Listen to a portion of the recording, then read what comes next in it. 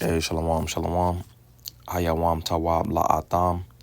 Za'ak yakam yawam manor Charlotte, which is good day. This is your brother Yawam from the GMS camp in Charlotte.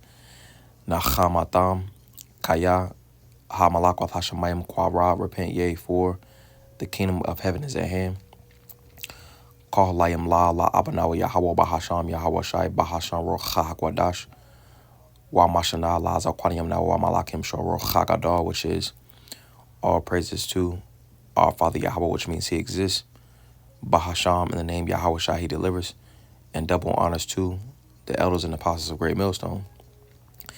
Zah Mashal, Yah, this is Proverbs chapter 29, and we'll get verse 2, and it says, when the righteous are in authority, the people rejoice. But when the wicked beareth rule, the people mourn.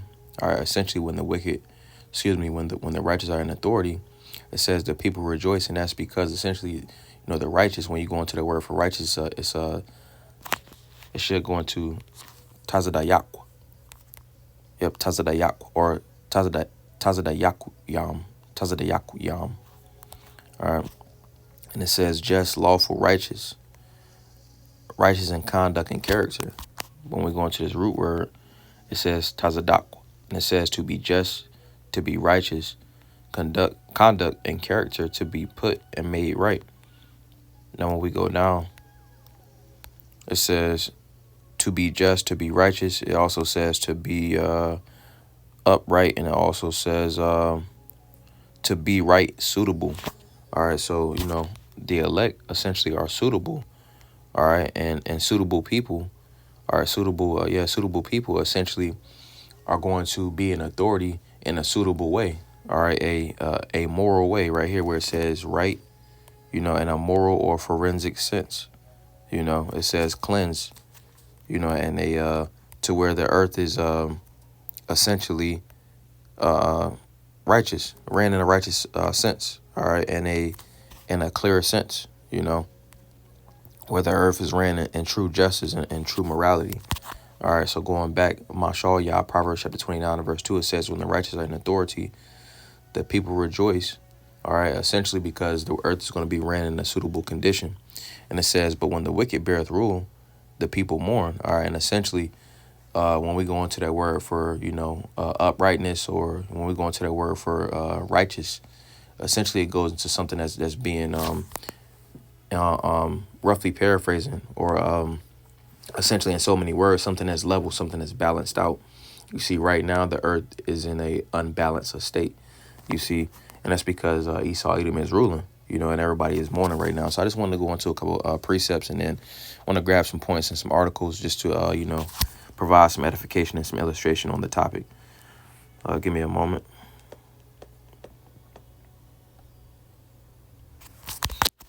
So this is an article or a simple Google search, and it says, actually, I'm gonna get this first.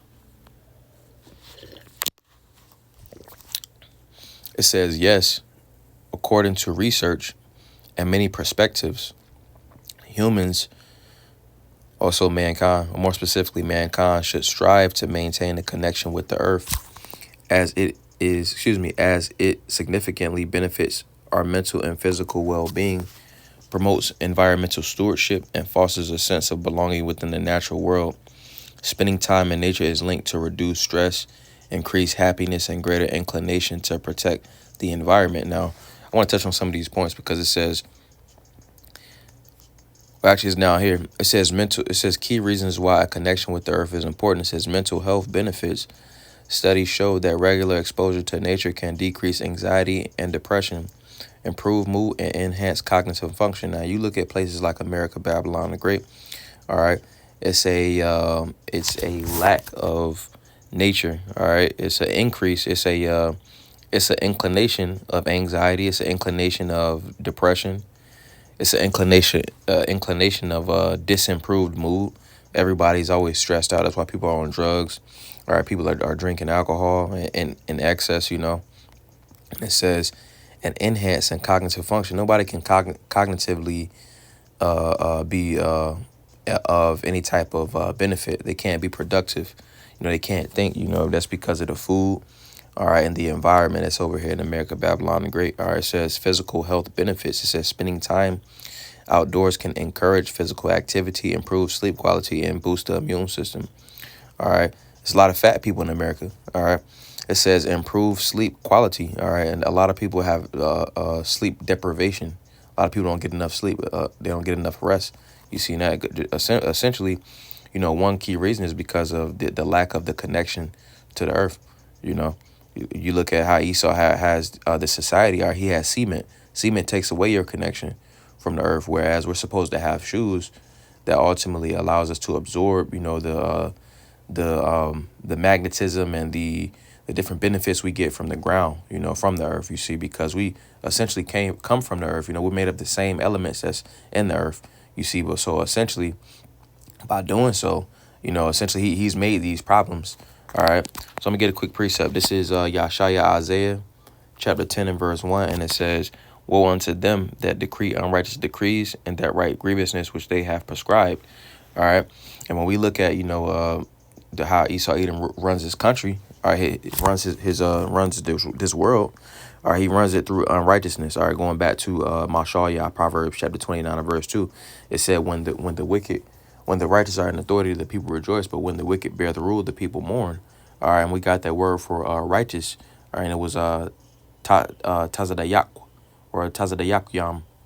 All right, which essentially went into the righteous. All right, and the yam makes it plural. You see, so the unrighteous are essentially handing out decrees, or excuse me, it says one to them that decree unrighteous decrees. All right, the unrighteous are ruling, so therefore they're going to push forth unrighteous decrees, and some of those decrees consist of, all right, the shoes that we wear, all right, the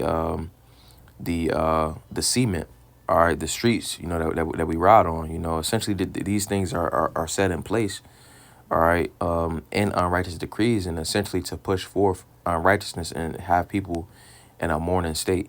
All right, I'm gonna finish out. It says, and that right grievousness which they have prescribed. You see, because he ultimately has the power to make these things readily accessible to the masses. You see, but he would much more rather want to prescribe something that is unbeneficial. All right, while these things, you can go out and ground yourself, but essentially, Esau puts it to where it's this is not on the minds on the forefront of the people's minds. All right, what he puts on the forefronts of people's minds is folly. All right, scriptures say that this place. I'm gonna get that real fast. This is Quahalat Ecclesiastes chapter 10. We'll get verse 6, and it says Salat, and it says this is Quahalat Ecclesiastes chapter 10 and verse 5. It says, there is an evil which I have seen under the sun, as an error which proceedeth from the ruler. All right, and Esau Edom is that ruler. It says folly is set in great dignity, and the rich sit in low place. You see, so the rich essentially first and foremost represents, the elect. You see, but then, also Israel, Yasha'Allah, all right, will be the rich, because the Lord essentially made us to be up on high before the rest of the nations, you see. But essentially, again, to reiterate, the elect, all right, ultimately will be the rich. All right, we sit in that low place. All right. I'm running back. This is Quahalat Ecclesiastes chapter 10 and verse 6. It says, folly is set in great dignity, and the rich sit in low place. All right, the elect sit in low place. All right, and in America, Babylon the Great, folly is set in great dignity. Again, going back to the point that Esau Edom prescribes that folly, all right, to be set in great dignity.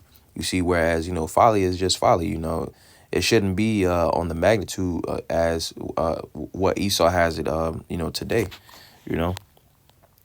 So, continuing on, let's go back to some of these points.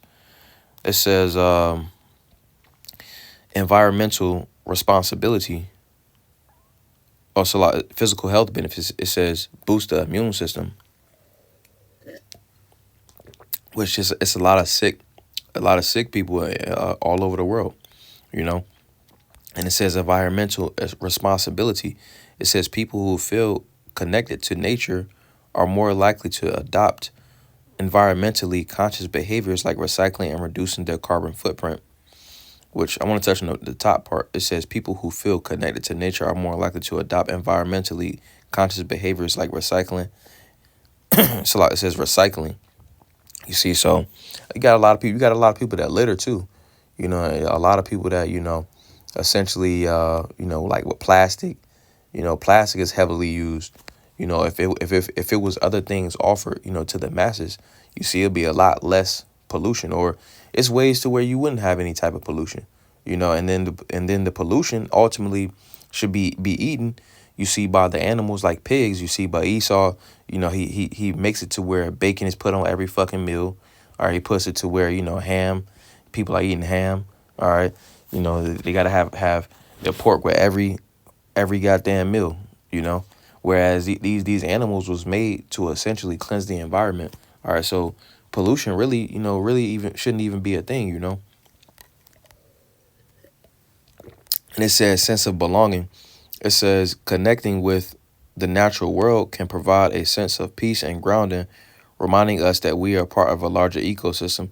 And everything is a part. Everything has a part to play in the ecosystem. All right, it's like Esau had the food chain that he taught in like science and his so-called science, you see, but the ecosystem, goes into, a type of house, and it's a system. The house is ran in a specific system. The Lord made the earth to where it's supposed to be ran. It goes back into the house rules because the earth is just one big house, So again, it says peace and grounding because essentially we should have peace, but it ain't no peace, on this planet Earth. You see, because of the rulers that are in rulership right now. So let's get a couple more of these right here. This right here, it says shoes that are grounded or conductive can connect you to the Earth's natural energy, which may have a number of health benefits. And it says, which that energy just goes back to the spirit. And that's how the Lord made everything, And it says, reduce inflammation and pain. Excuse me. That energy again, or energy just goes back to the spirit. All right. But it says, reduce inflammation and pain. The conductive materials in the soles of grounded shoes allow you to neutralize free radicals in your body, which may reduce pain and inflammation. So essentially, the conductive materials allows us to, again, stay grounded. And essentially, that energy benefits the body, you see, because we got the same elements that's inside the earth, It says discharge excess energy. It says the earth carries a negative charge, and making a physical connection with it through earthing may help discharge excess energy. This may have a healing effect at a cellular level. And it does have a healing effect at a cellular level. And that's why, because the Esau got a saying, a patient cure is a customer loss, roughly paraphrasing, So, like, he understands that, essentially if we was grounding and things of that nature, if he was teaching this type of stuff, he understands there would be a lot more healthy people in the society, you see. But that's essentially what he does to push forth his wicked enterprise. All right. It says, avoid walking barefoot. It says grounding shoes allow you to experience the earth's health benefits without having to walk barefoot on rough and unhygienic surfaces. All right, which grounding barefoot, like out on grass, that does have different benefits, but the grounding more specifically is like walking with the grounding shoes to where the material still allows you to benefit from the earth. All right, that would be useful in like rough and then unhygienic surfaces. All right, but those are ways that essentially would help. All right. Right here it says, here are some of the benefits of grounding. It says improves balance and coordination. Let's get a precept real fast. This is Mashallah, Proverbs chapter 16 and verse 11. It says, a just weight and balance are the Lord's. A just weight and balance are the Lord's. All weights of the bag are his work. You see, so a just weight and balance are the Lord's. Everything is made to be in equilibrium, you see, because if it's not in equilibrium, all right, it goes back to this. Zamashal, y'all, this is Proverbs chapter 11 and verse 1. It says, a false balance is abomination to the Lord, but a just weight is his delight. You see, so everything's supposed to be in balance. It says, here are some benefits of grounding: improves balance and coordination. Proprioception delivers negatively charged electrons to our body, which helps the overall function of our cells, decreases inflammation, and boosts immunity, which a lot of inflammation that has a lot to do with a lot of diseases. It says boost immunity, which, your immune system essentially is the body's way, or the body's like a natural computer, and the immune system is like the way of fighting back against, different viruses and stuff like that. You see, so a lot of different ailments and diseases will be cured, simply from this, small portion of, things. But it says improves sleep, relieves stress, and promotes overall happiness. All right. And these are things that Esau Edom is not doing. You see, and we'll go into this too. Right here it says, to determine if a surface is horizontal, level, or vertical. That's the purpose of a level tool. You see, so everything's supposed to be properly leveled. All right, it's supposed to be in a proper balance. All right. Right here it says your walking surface matters. It says how to avoid joint pain and injury. It says the right walking surface can make your walks even lower impact. The right walking surface can make your walks even lower impact on your joints, while the wrong surface can add stress and contribute to injuries. And that's pretty much the point that I want to grab from that, because essentially we supposed to, be in connection with the earth. And again, because of how things are not ran in proper order. All right, it's a lot of injuries. All right, let's get this. This is Bonsarot chapter 10 and verse 1. It says, a wise judge will instruct his people. You see, because going back to the point that I mentioned in the spirit, Esau going back to Isaiah 10 and 1, woe to them that decree unrighteous decrees and right grievances which they have prescribed, roughly paraphrasing. You see, so it says a wise judge will instruct his people, because Esau Edom prescribes wickedness in schools. He prescribes his so-called science, you see, but that's not ultimately instructing the people, you see, and it's showing that he's not that wise judge. But it says a wise judge will instruct his people, and the government of a prudent man is well ordered. This isn't a well-ordered society. And it says, as the judge of the people is himself, so are his officers, and what manner of man the ruler of the city is, such are all they that dwell therein. All right, so you see, how Jake is in society. Well, that's just a reflection of the rulers, and essentially Jake is through. All right, in society right now, in civilization. All right, and in present day. You see, so Jake is through, so we understand how they reflect the rulers, all right? And when we look at the rulers, all right, they're through. All right, we see what they're doing in the Senate offices. We're seeing how they're running the country. And it's just a big shit show. It's a circus. You see, so again, the reflection of the people shows what the ruler is doing, and then the reflection of the ruler shows what the people is doing. All right, they're just a reflection of each other. All right, but more specifically right here, Bonsarot 10 and 2, it says, as the judge of the people is himself, so are his officers, and what manner of the ruler of the city is, such are all they that dwell therein. You see, so it trickles down. You see, it trickles down, and ultimately, all right, we get an example of the estate of Jake by, first and foremost seeing him. You see, but then we also see different articles about, how Esau, doesn't tend to his people. All right, the scriptures say that you should be diligent to know the state of thy flock, roughly paraphrasing. So Esau doesn't tend to things like that. He doesn't care how the earth is ran.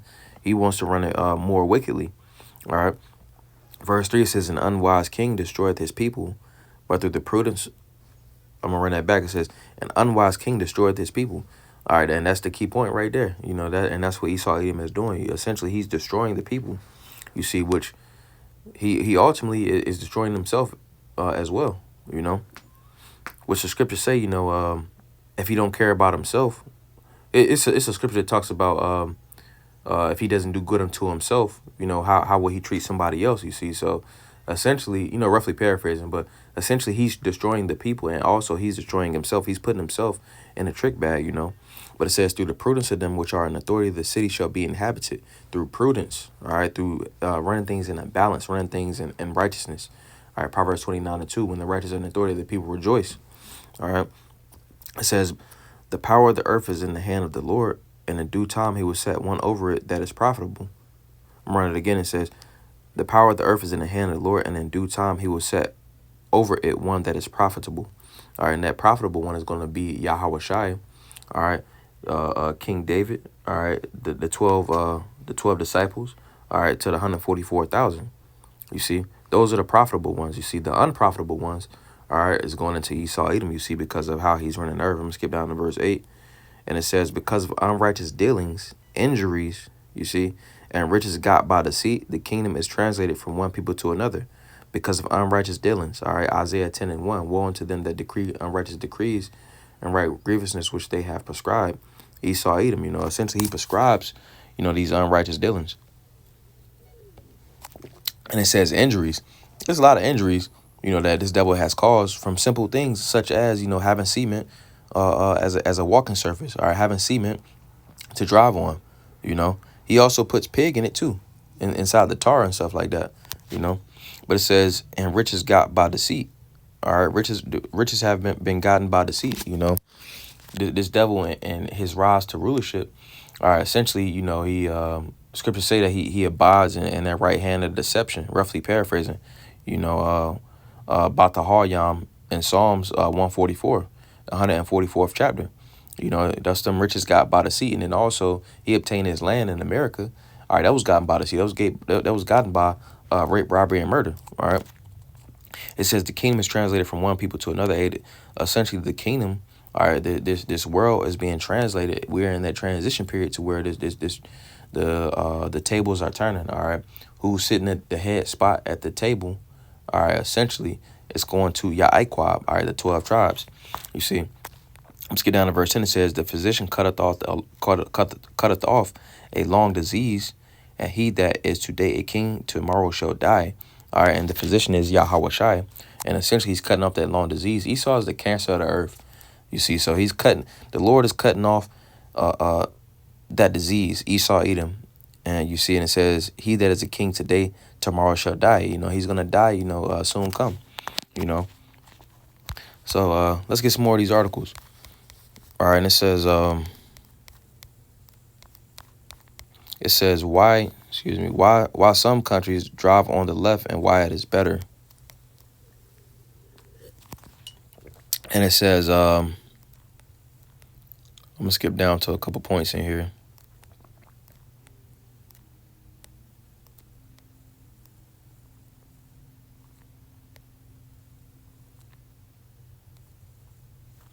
All right, it says England is certainly not the only country that drives on the left. In fact, 35% of the world's population drive on the left, including Japan, Malta, Cyprus, Indonesia, Ireland, and most of the old English Empire countries, India, Australia, New Zealand, and a number of African countries. The history of driving on the left goes back to many centuries to the time of knights and castles. Like today, most people in the time of knights and castles were right-handed, so they would have held their swords in their right hand and carried them on the left side of their body when meeting another person coming towards them on the road. It was natural to be on the left side of the path, since that would allow them to select.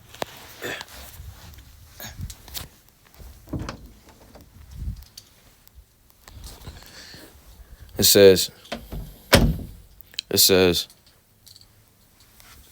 it was natural to be left on the left side of the path, since that will allow them to offer a hand in greeting or defend themselves should they get attacked. It also kept their swords away from the passerby should they try to steal it. All right, and it says, since knights wore their swords on the left, they would mount their horses from the left as well, since that way the sword would not get in their way. It then made sense to place the horse against the left curb so they would be able to mount their horses from the curb, not the middle of the street. All right, and I'm gonna skip down, which they was already riding on the left. And it says, more recently in 1969, a study showed that left driving countries had lower accident rates. It was suggested that this is because the right eye and the right hand are dominant in most people. When driving on the left, the right eye is what you use to see down the road past the car in front of you and the rear view mirror, and the right hand stays on the wheel while the left hand works the gear shift and radio knobs. You see, so pretty much the point, that I wanted to get from this was that, over here we drive on the right hand side and we in left-handed vehicles. when you really, it would be smarter to have a right-handed vehicle. You should be driving on the right-hand side, to where the steering wheel was on the right-hand side, because ultimately, if you were to think from your right brain to, or if you were if you were to think and process things from the right side, all right, essentially it would be easier, you see. But being that we drive on the left side, all right, essentially it causes for more accidents, you know. And essentially that's one area where, Esau, could change, you see, but he don't want to change that. And that's one reason why, the people are mourning. All right, mourning because they're destroying their cars, you see. But then in the destruction of their cars, they got to pay more car insurance, and that's gonna take from food from the people's mouth. It's gonna be a trickle effect. Yeah, he understand that. He just don't want to change it. So let's get another article and get a couple more precepts. It says, let me read a couple points in this. It says, the research on grounding and earthing summarized here is providing valuable clues about why chronic and autoimmune diseases are rampant. Simple and reliable help for those with health issues and promising paths forward. During the period when this research was getting started, approximately 2000 to the present, scientists from around the world were establishing connections between inflammation and virtually all chronic diseases using the C-reactive protein assay developed by Ridker and his colleagues at Harvard Medical School. This article reviews earthing, a safe therapy that optimizes balance. Go that word balance again. It says optimizes balance, each person's unique physiological functions, that provides relief from major diseases of the aging population, and that may slow the aging process itself. You see, which this ultimately goes into this. This was a study done by Harvard. Which the scriptures validate, or it has its own validity. You see, but we also have secular things. For the simple minded. But this illustrates a picture, you see, ultimately in how the effects of grounding and how we supposed to have that connection. You know what I'm saying? First and foremost, us Israelites, you Negroes, Latinos, Native Americans, West Indians, Haitians, Israelite foreigners, we're supposed to have a connection with the Lord. You see, in that, the Lord created, the earth to be connected with us, because essentially, we're made of the same elements. All right. So I just want to get a couple precepts going into this, because essentially, a lot of ailments, that's today will essentially be can be cured, through grounding. Or excuse me, first and foremost, again, praying to the Lord. All right. And this can be used as an aid. All right, Lord's willing, for as an aid. All right, Lord's willing, to heal. It's a spirit that, it said pray, pray, pray, pray. Or excuse me, 3 is understanding. Shalash bayana. All right. Shalash 3 is understanding. You see, so that's first and foremost, we gotta pray. We gotta pray to the Lord, and pray that they can be used as a vehicle, or Lord's willing, all right, for healing. You see. But let's get a couple precepts, and I'm gonna close it out. But this is the Haryam Psalms chapter 82. We'll get verse 5. All right, and it says verse 5. It says they know not, neither will they understand. They walk on in darkness. You see, Esau Edom has everybody walking in darkness, or everybody but the elect. You see, it says they walk on in darkness. All the foundations of the earth are out of course. Everything is out of course. Everything is not being ran how it should be ran in this society. All right, let's get another one. This is we'll get Yeshaya, Isaiah chapter 26, excuse me, and verse 9. And it says, with my soul have I desired thee in the night. Yea, with my spirit within me will I seek thee early. For when thy judgments are in the earth, the inhabitants of the world will learn righteousness. All right, we got that word for righteousness. All right, and it said, Tazadakwa. Salat. It says, Tazadakwa. All right, and it says, what is right, what is just or normal, rightness, justness of weights and measures. You see, going back to that balance. All right, so when the Lord's judgments are in the earth, it's everything. Everyone will learn true balance, true equity, true justice. All right, the right thing, the right way to do things. You see, because there is a correct way.